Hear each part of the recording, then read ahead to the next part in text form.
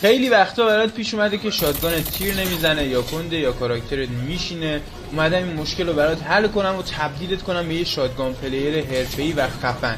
اول کار این ویدیو رو لایک کن و منو فالو کن.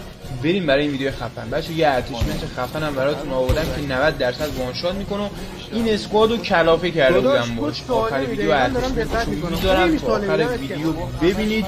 این ویدیو واقعا خفنه. تنظیمات کامل خودم رو گفتم به اضافه یه اتچمنت خفن 90% مواقع وان شات.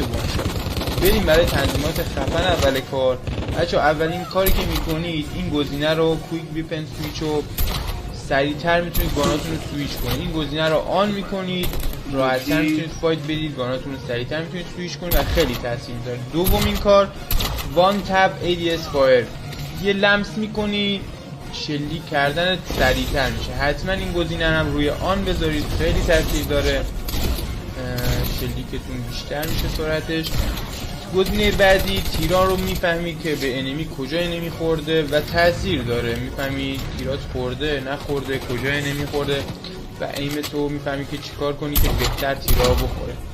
این گزینه رو حتما روی دومی بذارید چون ایمتون هم سریعتر میشه هم بهتر میتونید ایم بگیرید و سریعتر انمی ها رو بزنید. حتما روی تپ ADS باشه روی دومی.